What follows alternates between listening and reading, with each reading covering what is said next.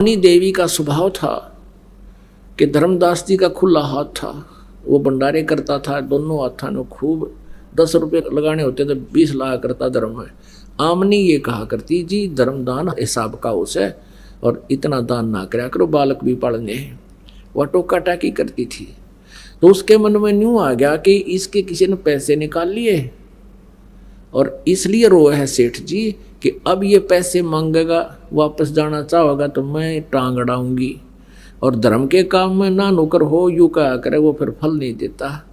कदे इस दुख में रोता हो तो उस दृष्टिकोण से सांत्वना देती हुई धर्मदास जी से कहती है सेठ जी रो मत, लगता है आपका किसी ने पैसा चुरा लिया, यात्रा का खर्च नहीं रहा, और आपका भगवान ने कितना दे रखा है, आप कितना पैसा ले जाओ और कोई बात नहीं और देगा भगवान, हमने चोर तो चोरी कराया करे, उनका तो नाश होया करे, आप और ले जाओ धन में नाटू को नहीं।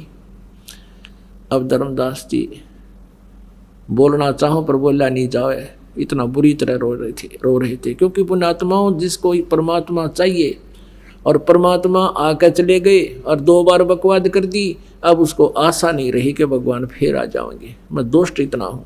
और 2-3 दिन की वार्ता में ये क्लियर हो गया कि मनुष्य जीवन केवल परमात्मा प्राप्ति के लिए ही है, और पिछले संस्कार भी जोड़ देते हैं। अब धर्मदास ने हिम्मत सी करके रोते रोते कहा कि आमनी यदि मेरा ये भौतिक धन नष्ट हो जाता, कोई नहीं, मैं तेरे से हाथ पैर जोड़ के और ले जाता। आज मेरा वो धन चुराया गया जो कभी नहीं मिलेगा, और वो मिले नहीं, मैं जी नहीं सकता। तब उसने आमनी ने पूछा ऐसा कौन सा धन गुम हो गया? धर्मदास जी ने फिर रोते रोते सारी कथा सुना दी। भगवान थे, मैंने ऐसे ऐसे अपने उस गलत ज्ञान के आधार से परमात्मा के साथ चीटिंग कर दी, सारा ज्ञान सही आत्मा मानने पर मन नहीं मान्या, और इसलिए रो हूँ कि ईब भगवान मिले को नहीं, और वो मिला नहीं, यो ज्ञान एक अन्य का नहीं जो हमें प्राप्त था, या भक्ति ठीक नहीं, और वो भक्ति मुझे मिली नहीं, मैं कैसे जीऊँगा। अब आमनी देवी बुद्धिमान थी, कहने लगी तू बिजनेसमैन होकर लालाजी होकर सौदा चूक गया। रामकृष्ण हरते कौन सी हमारी रिश्तेदारी थी, उनका भी तो ज्ञान सुना था, ज्ञान सुन के उन पर हम आसक्त थे, अरिसा बढ़िया ज्ञान भगवान सुनागे, आप चुप के क्यों करें। तब धर्मदास जी कहता है कि जिंदगी में पहली बार घाटे का सौदा हुआ मैंने, आज तक मैं सौदा नहीं चुका था, इसलिए रो रहा हूँ कि मैं चूक गया, और ये सौदा ये घाटा पूर्ति मेरी हो को ना, मैं जी नहीं सकता। आमनी भी रोने लगी कि भगत का बुरा हाल हो गया।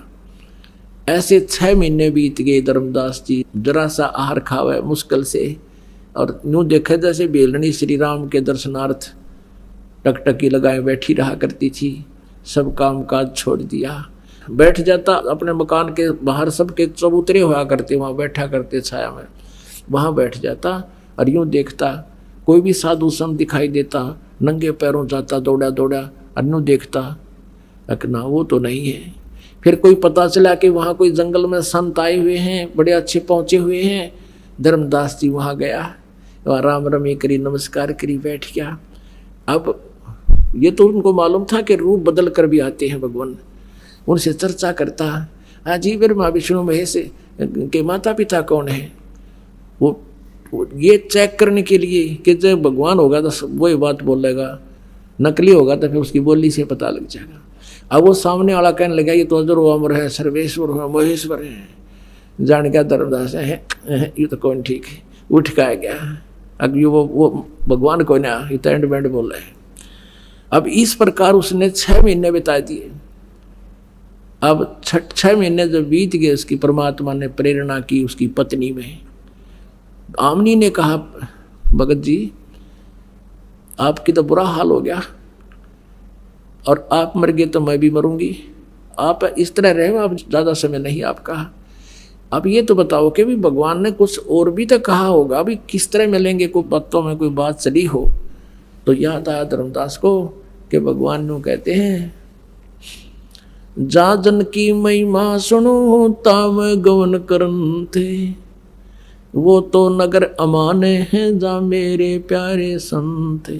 जैसे ऋग्वेद मंडल नंबर 9 सूक्त नंबर 86 के और मंत्र नंबर 26-27 में कहा है कि वो परमात्मा तीसरे धाम में रहता है, वहाँ से चल कर आता है और भगत की आध्यात्मिक यज्ञों में वो बिजली जैसी गति से गतिशील पदार्थ की तरह चलकर छिन्न में पहुँच जाता है।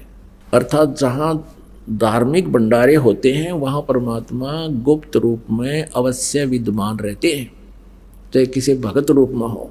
न तो यू काड़ आग ला दे कि तो उन्हें ना दे। तो पुण्यात्मा परमात्मा चाहते थे कि इस कलयुग की तीसरी पीढ़ी तक परमात्मा में आस्था बनी रहे और ये भगवान को चाहते रहें, क्योंकि अब ये समय है परमात्मा के पाने और मोक्ष कराने का। यहाँ तक इस भक्ति को खींच कर लाना था मालिक ने। तो धर्मदास कहने क्या, भगवान कहते भाई कि तो धर्म भंडारी होते हैं वहाँ वो अवश्य जाता हूँ मैं सब जगह और ज्ञान सुनाता हूँ वहाँ सबको। उसकी पत्नी कहने लगी आपका ओला बोला धन पड़ा, निरा धन आपका, कितनी पैसे हैं, आप भंडारा करते हो सकता भगवान आ जाओ। उसने कहा 1 दिन का, धर्मदास ने 3 दिन का रख दिया और सब जगह साधु संतों के पास संदेशा भिजवा दिया। अब भंडारा शुरू हो गया। पहले दिन सब भोजन खा कर चले गए साधु संत भगत, पर धर्मदास देख रहा है कि मालिक तो नहीं आए। दूसरे दिन भी चला, वो भी सब खा कर चले गए, भगवान नहीं आया। तीसरे दिन भी देखा परमात्मा नहीं है। आफ्टरनून होगी, भंडारा चल रहा है, कुछ भगत शेष रहते हैं संत भोजन खाना। तब धर्मदास ने अंतःकरण से सोच लिया परमात्मा आए नहीं। हे भगवान, अगर आज आपने दर्शन नहीं दिए, आगे आपके दास का जीवन नहीं, आत्महत्या करूंगा। अब मैं जी नहीं सकता दाता, जीव की सांस में वो भक्ति में कर नहीं सकता जो पहले कराया करता, एक आने की नहीं और मिली नहीं, वो मिली नहीं जो यथार्थ है।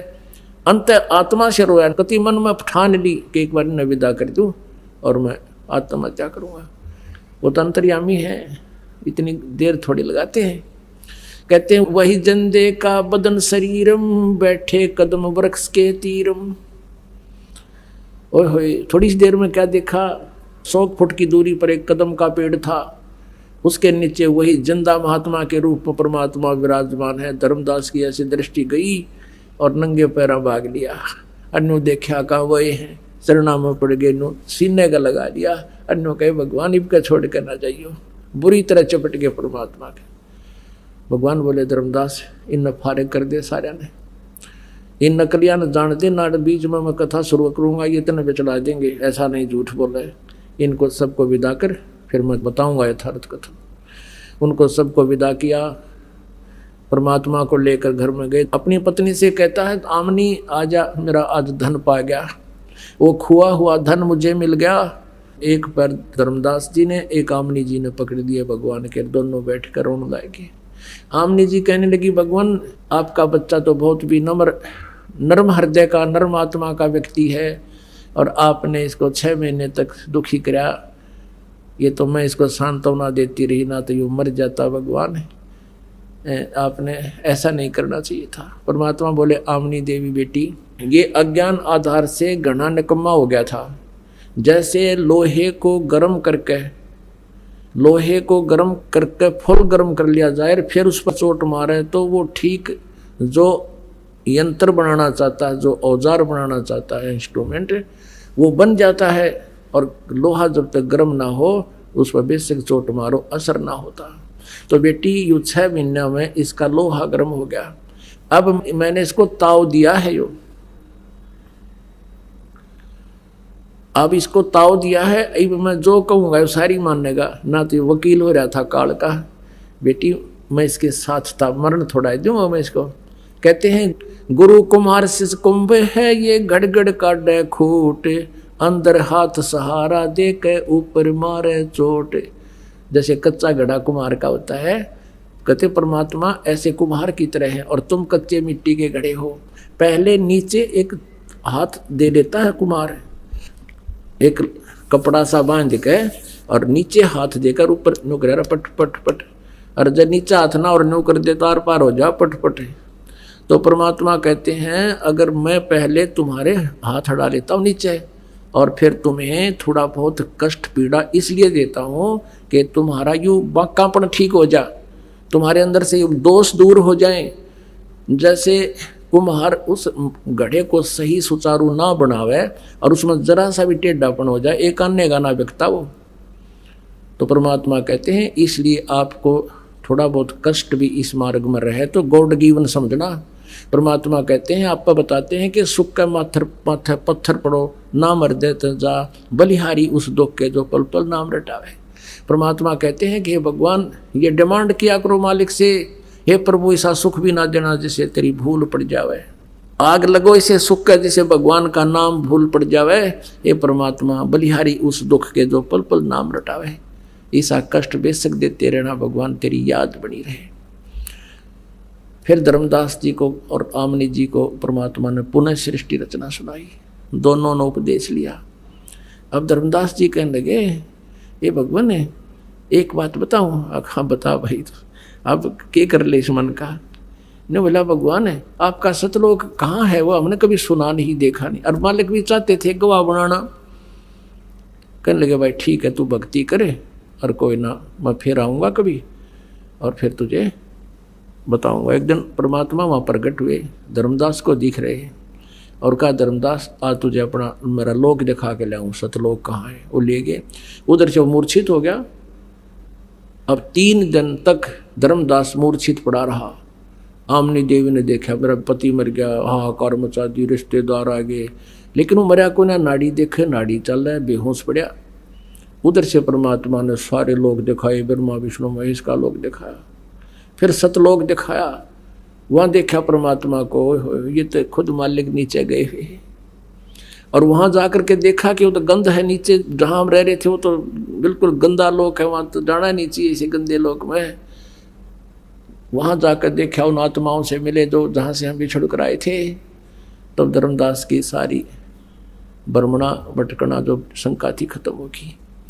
तब नो बोला हे भगवान मुझे वापस ना भेजो दाता वहाँ पर, अब यहीं रख लो मेरे भगवान, मुझे नहीं चाहिए वहाँ का कुछ भी। तो परमात्मा बोले भाई ऐसे नहीं रख सकते बेटा, आप जाओ, मैं तेरे साथ रहूँगा। और वहीं मैं काशी में एक दानक रूप में रहता हूँ, जुलाहे रूप में, और नीरू नीमा का मुँह बोला पुत्र हूँ, और वहाँ जुलाहे का काम करता हूँ। बेटा वहाँ आ जाना, तुझे मैं आगे सारनाम और सतनाम दूंगा और भक्ति करके आप वापस आ सकते हो। आप यहाँ से भक्ति युक्त गए थे, वो धन तुमने वहाँ उस काल के स्वर्ग में महास्वर्ग में नष्ट कर दिया, वो धन भक्ति का। अब वो भक्ति की कमाई से फिर चार्ज हो जाओ तुम, वो नाम ऐसा दूंगा एक ही श्वास के सिमरण में तुम्हारी ढेर सारी कमाई हो जाएगी। अब कहते हैं सतनाम पालड़ रंग होरी हो, 14 लोक चढ़ावे राम रंग होरी हो, 3 लोक पासंग धरे रंग होरी हो, तो ना तुले तुलाया राम रंग होरी हो। एक सतनाम का सिमरण श्वास उश्वास का इतना कीमती है कि 3 लोक, ये स्वर्ग लोक, पाताल लोक और पृथ्वी लोक, तो कहते हैं ये पासंग धर दे किसके, ये तो आवश्यकता ही नहीं है इनकी, इतनी तो कोई वैल्यू नहीं। और 14 लोक चढ़ावे, विष्णु का लोक, शिव का लोक, धर्मराज का लोक, शंकर जी का लोक, ब्रह्म लोक, और ये सभी 14 लोक कहते एक तरफ रख दे। एक तरफ तो एक श्वास के सतनाम के सिमरण की कमाई, और एक तरफ ये सारा ब्रह्मांड, कहते तो भी वो पलड़ा भारी रहेगा एक सतनाम के सिमरण का। परमात्मा कहते कहता हूँ कई जात हूँ, कहूँ बजा कर ढोल, श्वास जो खाली जाता है, ये 3 लोक का मोल। तो पुणात्माओं आप देखो, आपने कितना धन इकट्ठा करना, हम कितने भक्ति धनी थे। मेरे हंसा भाई हंस रूप था जब तू आया, मेरे हंसा भाई हंस रूप था जब तू आया, अपना स्वरूप भूल में भूला तू ताते जीव कहाया। मेरे हंसा भाई जब तू सतलोक से आया तो भक्ति से परिपूर्ण था, अब तू कंगाल हो लिया, अब उतना ही साहूकार बन ताकि तू वहां सथा स्थान पा सके। गीता जी अध्याय नंबर 8 के श्लोक नंबर 5 और 7 में गीता ज्ञानदाता कहता मेरी भक्ति करेगा तो मुझे प्राप्त होगा, और उस परमात्मा परम अक्षर ब्रह्म की भक्ति करेगा तो तत्वदर्शी संत से उस 3 नाम का मंत्र लेकर साधना कर, उस भक्ति के शक्ति के बल से, यानी उस भक्ति की कमाई से तू उस परमात्मा के पास जागा। तब धर्मदास कहता है मत भेजो महाराज यम की नगरी है मोहे, राख लियो महाराज हमसे बिगड़ी है मोहे, राख लियो महाराज हमसे बिगड़ी है। वहां जाकर पता लग गया हमने क्या जुल्म किया था, हम कैसे वहां नरक में गिरे, कैसे काल के जाल में फंसे हैं। हमने अपने भगवान को भूला और उसको चाहा। नो कहे मुझे रख लो भगवान, हमसे बिगड़ी है, हमसे भारी गलती बनी है, और वो तो काल की नगरी है, भगवान मुझे मत भेजो महाराज, काल की नगरी है। वहाँ से नीचे आते काल जाका पैनू देख, क्योंकि वहाँ जाकर आंखें खुल जाती हैं, दिव्य दृष्टि हो जाती है। फिर भी परमात्मा बोले बेटा तू चाह, मैं तेरे साथ रहूँगा, फिर तू आना काशी में, वहाँ तुझे मैं मिलूँगा। फिर क्या हुआ, 3 दिन तक तो बेहोश पड़ा रहा, हाहाकार मच रही, और फिर एकदम सचेत हो गया और उठते ने बोले भगवान कहाँ गया, परमात्मा कहाँ गए। तब उसने सारी कथा बताई। अब सौपन भी को ना, क्योंकि सारे रोन लाग रहे बैठे बैठे। फिर धर्मदास बोला भगवान आए हुए हैं, बनारस जाऊंगा भगवान को पाऊंगा। तो वहाँ काशी में गए, भगवान को देखा और खुशी का ठिकाना नहीं रहा। बोलो सतगुरुदेव। परम पिता परमात्मा पूर्ण ब्रह्म, सारी सृष्टि के रचनहार कुल मालिक कबीर देव जी, कबीर साहब, ये हम सब आत्माओं के जनक हैं, हम सब के पिता हैं। हम यहाँ काल के जाल में फंसे हुए हैं, हमें अपने मूल ठिकाने का ज्ञान नहीं। वो परमात्मा हम पर रहम करते हैं, दया करते हैं, अपने सतलोक से चलकर यहाँ इस काल के लोक में आते हैं और हमें अपने मूल स्थान की जानकारी कराते हैं, अपनी महिमा से हमें परिचित कराते हैं। उसी उपलक्ष्य में ये 5 दिवसीय समागम या आश्रम बरवाला में चल रहा है। वो पुण्यात्मा हैं जो इस सत्संग के अंदर पहुंच पाए हैं या इनको ये सत्संग सुनने को उपलब्ध हो रहा है। विश्व में यदि सत्संग है तो ये बरवाला आश्रम में है। बाकी सब उवा बाई का ज्ञान कहते हैं, उनके सत्संग का कोई सिर और पैर नहीं है। केवल भोली आत्माओं को चतुरता के आधार से अपने पीछे लगाए हुए हैं। आपका सौभाग्य है कि आपको यथार्थ ज्ञान और शास्त्र अनुकूल भक्ति विधि प्राप्त हो चुकी है। अब आप जी ने देखना है कि इस मार्ग पर कौन कितनी स्पीड से चल रहा है। रास्ता यही है। इससे पहले हम कुमार्ग पर घूम रहे थे। ये सुपथ है, सुमार्ग है, सत साधना है। इस पे जितना भी जो करेगा, जितना तीव्र गति से इस पर चलेगा, अर्थात ज़्यादा से ज़्यादा सुमन सेवा, दान, भक्ति सेवा करेगा, वो परमात्मा के निकट शीघ्र पहुंच जाएगा। सभी सद्ग्रंथ प्रमाण करते हैं कि कबीर नामक परमेश्वर है, वो सतलोक में रहता है और वहाँ से चलकर वो परमात्मा स्वयं गति करके यहाँ सहशरीर आते हैं, सहशरीर चले जाते हैं।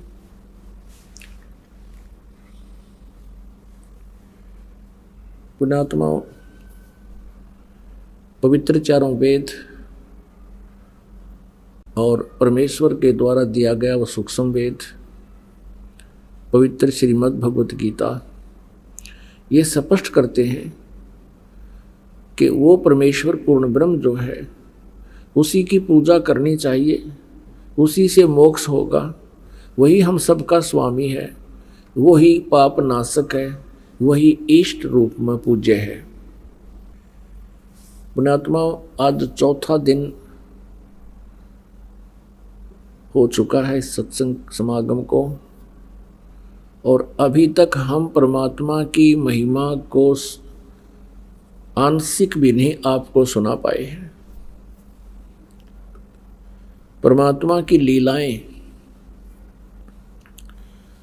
परमेश्वर की लीलाएं जो हैं वो आज आपको सुनाएंगे। वैसे तो ये भी लीलाएं थी, लेकिन कलयुग के अंदर परमात्मा ने और अन्य कौन कौन सी लीलाएं की जो भगवान किया करता है।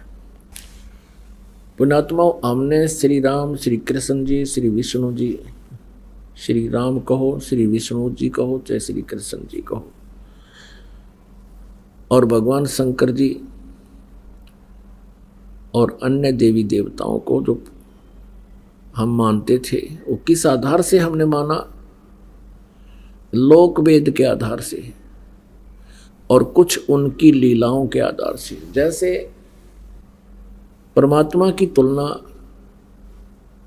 सदग्रंथों से की जाती है, सदग्रंथों से ही उसकी जानकारी होती है, और तुलनात्मक तरीके से जब इन भगवानों को हम इनकी तुलना करेंगे आपस में, तो तब निर्णय होगा। जैसे हम सुनते थे कि भगवान श्री कृष्ण जी ने सुदामा जी के 2 मुट्ठी बुने हुए चावल खाकर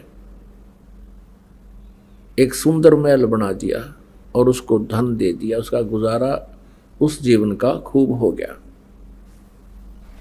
पुण्यात्माओं, ये देखने की बात है कि जैसे सुदामा जी ब्राह्मण थे और अति दारिद्र थे, निर्धन थे कतई, और भगवान श्री कृष्ण जी और सुदामा जी एक ही पाठशाला में पढ़ा करते। बड़े होकर के श्री कृष्ण जी तो द्वारका में राजा बन गए, सुदामा जी अपना गरीबी हालत में ही अपना गुजारा कर रहे थे। ऐसी स्थिति होने लगी कि कई बार तो बच्चे भूखे सो जाते थे। सुदामा की पत्नी बहुत बार कहती थी कि आप अपने बताते हो कि मेरे मित्र हैं भगवान श्री कृष्ण और वो द्वारका के राजा हैं, आप उनसे कुछ धन मांग लो। सुदामा जी कहा करते थे, ब्राह्मण का काम मांगना नहीं है। यही सदग्रंथ बताते हैं, जो मांगे सो बढ़वा कहिए, दर दर फिरे अज्ञानी, और जोगी जोग संपूर्ण जिसका, जो मांगना पीवे पानी। नट पेरना कंदर सासी मांगत हैं बठियारे, और जिनकी लो लागे सतगुरु में वो तो मोती जो है उदारे। फिर भी ज़्यादा कंपेल कर दिया उसकी पत्नी ने, और वो चल पड़ा फटे पुराने कपड़े। अब द्वारका में जब पहुंचा श्री कृष्ण जी के पास, श्री कृष्ण जी ने कहा, क्योंकि जैसे जाते थे रिश्तेदारों को जाते, कोई तो बर्फी ले जा, कोई लड्डू ले जाता है, पहले कसार भून के ले जाया करते थे, और कुछ व्यवस्था ठीक होने उसकी पत्नी ने चावल भून के दे दिए थोड़े से। अब श्री कृष्ण जी ने कहा, भी कुछ हमारे लिए लाए हो? उसने वाला कोली पोटली के देखा हुआ। भगवान श्री कृष्ण ने देख लिया और वो आहार किया। श्री कृष्ण जी ने पूछा कि आपकी क्या व्यवस्था है, आप परिवार ठीक है, कुशल है? तो सुदामा जी कहने लगे, भगवान आपकी कृपा से कोई कमी नहीं किसी वस्तु की। अब उधर से श्री कृष्ण जी ने देख लिया फटे पुराने कपड़े, वो जान गए थे गड़बड़ हो रही है सारी, पर यू महान आत्मा है, ये कुछ नहीं कहेगा। उधर से पीछे से श्री कृष्ण जी ने अपना इंजीनियर बुला लिया विश्वकर्मा, और सुदामा